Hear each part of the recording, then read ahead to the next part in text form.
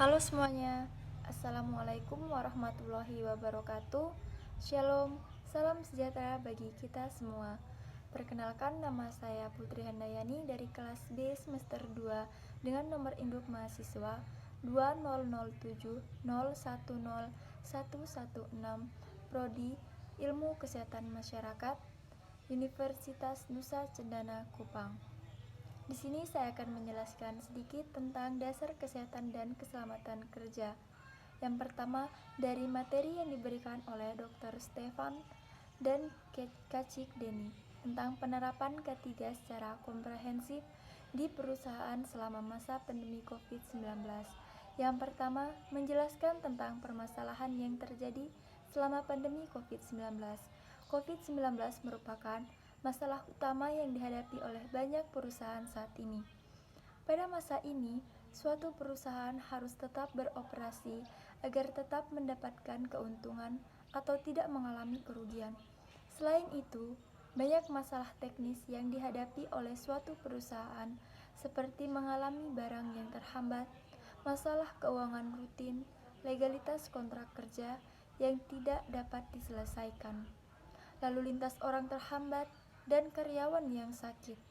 Ketemu orang tanpa gejala, datang ke daerah yang kita tidak ketahui resikonya. Jenis perusahaan yang berbeda-beda, yang terakhir penyediaan ADP, dan sebagainya. Di tengah maraknya pandemi COVID-19 ini, suatu perusahaan yang beroperasi memiliki catatan penting, yaitu menjaga dan memaksimalkan agar setiap karyawan harus tetap sehat, selamat, dan terhindar dari risiko terkena COVID-19. Terdapat permasalahan lainnya, warga sekitar perusahaan protes, kunjungan karyawan, dan mental karyawan yang down setiap stigma.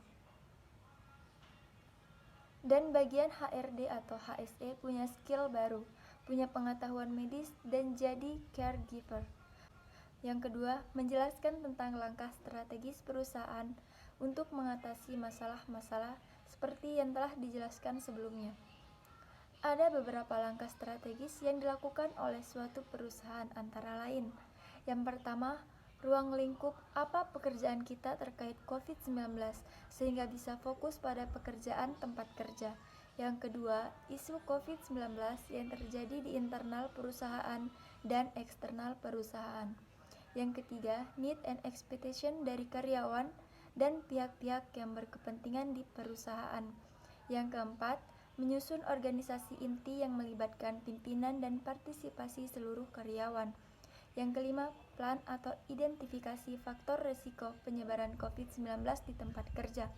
Yang keenam, bangun faktor support di mana sumber daya manusia yang dapat menjadi penolong. Yang ketujuh, operation terdiri dari membangun sistem emergency respon karyawan. Yang ke-8, performance evaluation. Yang ke-9, improvement. Yang ketiga, menjelaskan tentang langkah-langkah teknis menjaga komponen perusahaan yang terdiri dari pertama, manusia. Bagaimana cara menjaga kesehatan yang paripurna, di mana sehat adalah suatu keadaan yang terdiri dari kesehatan fisik lengkap, mental, kesejahteraan sosial, dan spiritual, dan bukan hanya tidak adanya penyakit atau kelemahan. Yang kedua, faktor risiko kesehatan, yaitu terjadinya hipertensi dan diabetes yang memerlukan pencegahan agar tidak menghambat pekerjaan. Yang ketiga, sistem emergency respon di perusahaan, health risk assessment pada komunitas karyawan, mencari orang yang mempunyai faktor risiko kesehatan dan amankan, atau tandai orang tersebut dengan pita merah. Yang selanjutnya, proses kerja yang melibatkan karyawan atau memperhatikan aspek K3. Selanjutnya, lingkungan kerja yang sehat atau identifikasi lingkungan kerja yang berisiko. Baik, selanjutnya saya akan menjelaskan tentang kegiatan higiene perusahaan atau higiene industri yang bertujuan agar tenaga kerja terlindung dari berbagai risiko akibat lingkungan kerja. Melalui upaya identifikasi atau pengenalan, pengujian atau evaluasi, dan pengendalian secara menerapkan dalam bentuk pemantauan dan tindakan korektif atau perbaikan lingkungan kerja melalui metode teknik yang bersifat spesifik. 3 aspek utama dalam penerapan higiene industri yakni pengenalan, penilaian, dan pengendalian lingkungan kerja. Tujuan pengujian lingkungan kerja adalah yang pertama, menentukan sampai sejauh mana pekerja terpajan oleh berbagai faktor lingkungan kerja. Yang kedua, menentukan efektivitas alat pengendali di perusahaan. Yang ketiga, meneliti di tempat kerja sehubung dengan keluhan atau gangguan kesehatan pada pekerja. Yang keempat, riset untuk program pengembangan ilmu. Yang kelima, membangun upaya peningkatan derajat kesehatan pekerja dan produktivitas pekerja. Selanjutnya, gizi kerja. Gizi kerja adalah nutrisi atau kalori yang diperlukan oleh tenaga kerja untuk memenuhi kebutuhan sesuai dengan jenis pekerjaan. Tujuannya adalah yang pertama, tingkat kesehatan tenaga kerja dan produktivitas kerja yang setinggi-tingginya. Gizi kerja dalam pendekatan praktisnya berada dalam kelompok multidisipliner, higiene perusahaan, kesehatan, dan keselamatan kerja. Kebutuhan gizi bagi tenaga kerja. Tenaga kerja memerlukan makanan yang bergizi untuk pemeliharaan tubuh, untuk perbaikan sel-sel jaringan, untuk pertumbuhan sampai masa-masa tertentu, dan untuk melakukan kegiatan-kegiatan termasuk pekerjaan. Pekerjaan memerlukan tenaga yang sumbernya adalah makanan. Bahan-bahan makanan dapat digolongkan atau 4 sehat 5 sempurna sebagai berikut. Yang pertama, makanan pokok terdiri dari nasi, jagung, roti, dan sebagainya. Yang kedua, lauk pauk atau baik hewani maupun nabati. Yang ketiga, sayur-sayuran. Yang keempat, buah-buahan. Dan yang kelima, susu. Bahan-bahan ini pada umumnya mengandung zat-zat yang dibutuhkan tubuh seperti karbohidrat, putih telur, lemak, vitamin, mineral, dan air. Peranan air sangat penting sebagai medium atau pelarut dari getah-getah tubuh, peredaran darah, dan proses-proses dalam tubuh lainnya. Oksigen dari udara adalah pembakar zat-zat, terutama bagi karbohidrat dan lemak. Kadang-kadang, putih telur bila diperlukan, makanan dibutuhkan tubuh manusia untuk digunakan sebagai sumber tenaga atau energi. Sumber protein, setara sumber vitamin dan mineral, kebutuhan rata-rata dan kalori, dan zat-zat gizi. Selanjutnya yaitu toksikologi industri. Pengertiannya yaitu toksikologi merupakan ilmu yang mempelajari pengaruh merugikan suatu zat atau bahan kimia pada organisme hidup atau ilmu tentang racun.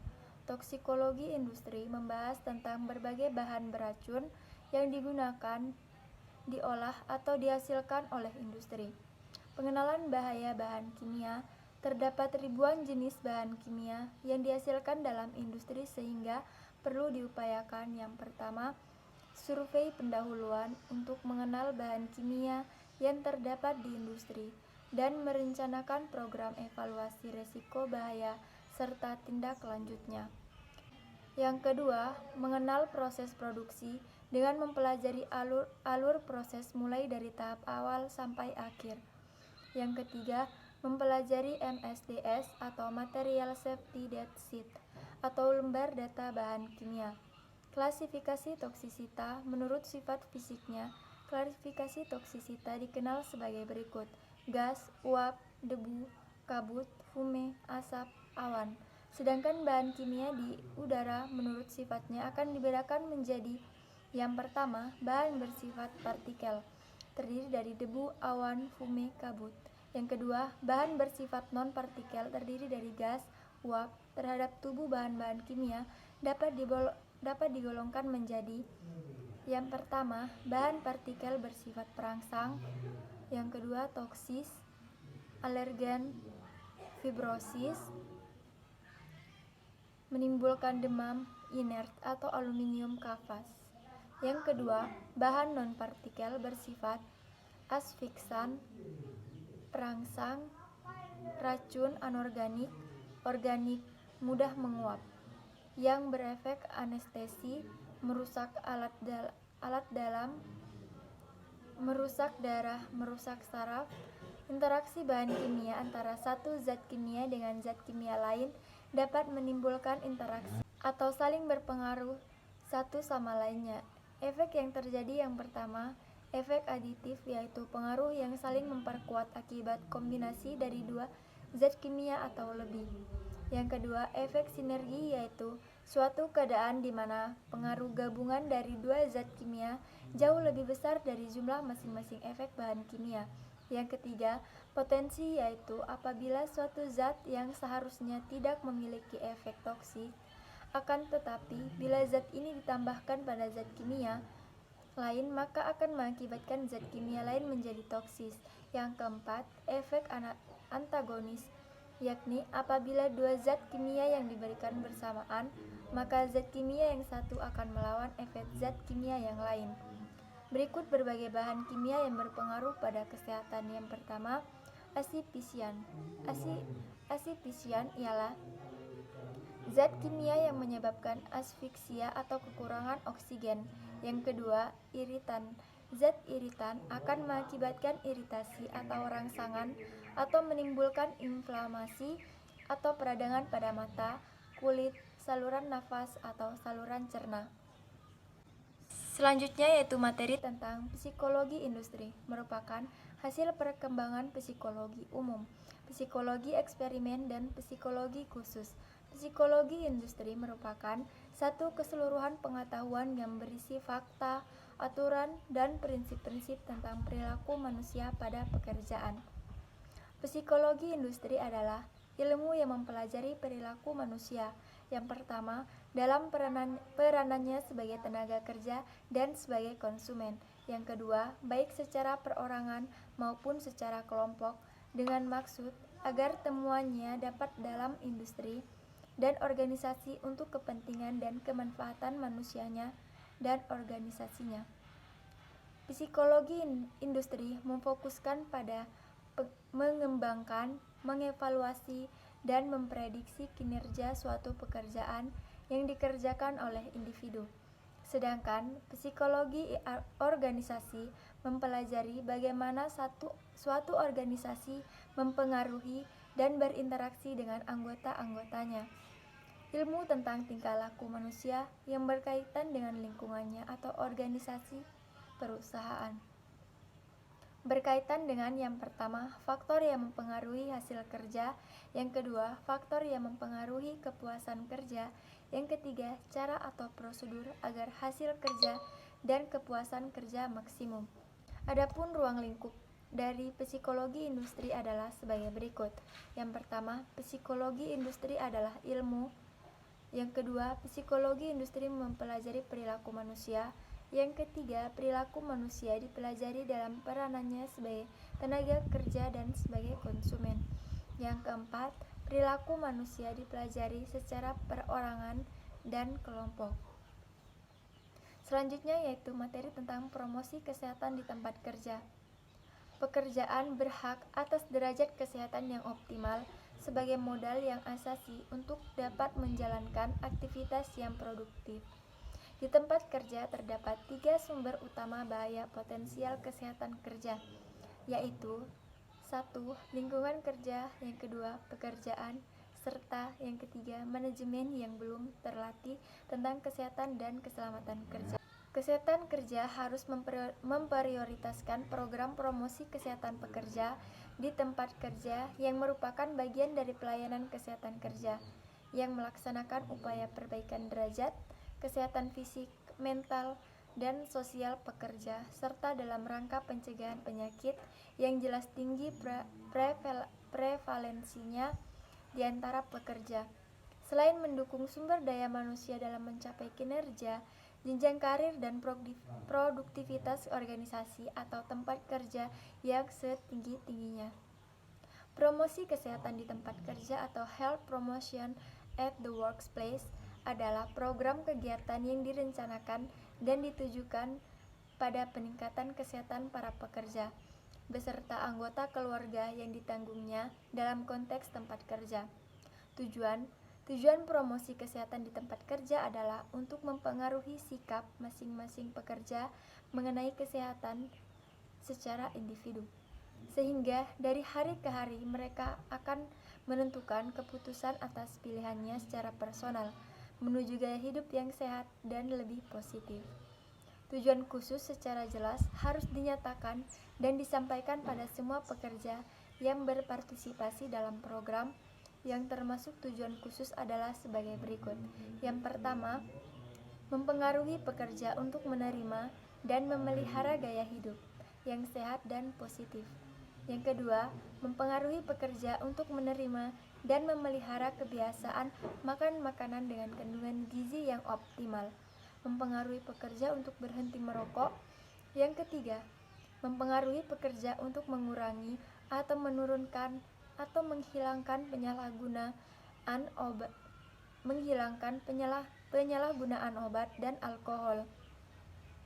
Yang keempat, membantu pekerja untuk terbiasa mengatasi stres yang dialami dalam kehidupannya. Yang kelima, mengajarkan pekerja mengenai kemampuan P3K dan CPR. Yang keenam, mengajarkan pekerja mengenai penyakit umum dan penyakit yang berhubungan dengan pekerjaan, serta bagaimana mencegah serta meminimalisasi akibatnya. Yang ketujuh, mengadakan penilaian menyeluruh secara medis manfaat promosi kesehatan di tempat kerja. Di antaranya yaitu 1. Bagi pihak manajemen tempat kerja. Yang kedua, meningkatnya dukungan terhadap program kesehatan dan keselamatan pekerja di tempat kerja. Yang ketiga, citra positif atau tempat kerja yang maju dan peduli kesehatan. Yang keempat, meningkatnya moral staf. Yang kelima, menurunnya angka kematian karena sakit. Yang keenam, meningkatnya produktivitas. Yang ketujuh, menurunnya biaya kesehatan. Yang kedelapan, meningkatnya percaya diri. Yang kesembilan, menurunnya stres. Yang ke-10, meningkatnya semangat kerja. Yang ke-11, meningkatnya kemampuan mengenali dan mencegah penyakit. Yang ke-12, meningkatnya kesehatan individu, keluarga, dan masyarakat sekitar. Selanjutnya yaitu materi tentang sistem manajemen keselamatan dan kesehatan kerja adalah bagian dari sistem manajemen secara keseluruhan yang meliputi struktur organisasi, kegiatan perencanaan, pelaksanaan, pengkajian, tanggung jawab, prosedur, proses, dan sumber daya yang dibutuhkan dalam pengembangan, penerapan, pencapaian, pengkajian, dan pemeliharaan kebijakan keselamatan dan kesehatan kerja dalam rangka pengendalian risiko yang berkaitan dengan kegiatan kerja guna terciptanya tempat kerja yang aman, efisiensi, dan produktif. Sebelum terbitnya Peraturan Pemerintah Nomor 50 Tahun 2012, panduan yang digunakan oleh perusahaan dalam melaksanakan SMK 3 Permenaker Nomor 5 Tahun 1996 dan untuk Kementerian Pekerjaan Umum menggunakan Permen Nomor 9 Tahun 2008. Dengan terbitnya peraturan pemerintah ini, semua peraturan yang bersifat sektoral segera disesuaikan. Adapun Peraturan Perundangan 50 Tahun 2013 ini didasarkan kepada Undang-Undang Nomor 1 Tahun 1970 dan diamanatkan oleh Undang-Undang Nomor 13 Tahun 2003. Pengendalian dalam proses operasional dilakukan. Pengendalian meliputi kegiatan produk, barang, dan jasa. Potensi terjadi kecelakaan kerja bila dilakukan identifikasi potensi bahaya sehingga terjadi kecelakaan kerja, maka dapat dikategorikan ada dua penyebab yang dominan, yaitu tindakan tidak aman dan kondisi yang tidak aman. Yang pertama, tindakan tidak aman atau unsafe action disebabkan kelelahan karena kurang istirahat, jam kerja melampaui ketentuan yang sudah diatur dalam undang-undang, kekurangan gizi, yaitu ketidakseimbangan antara asupan makanan dibanding dengan tenaga yang dibutuhkan dalam bekerja, tidak kompeten karena tidak terlatih dan bekerja hingga larut malam terus-menerus bahkan menjelang pagi, Yang kedua, kondisi tidak aman atau unsafe condition disebabkan cuaca ekstrim yaitu hujan badai dan panas yang luar biasa, ruang bekerja sempit tanpa tersedianya udara segar yang memadai, peralatan kadaluarsa yang tetap digunakan, dan penerangan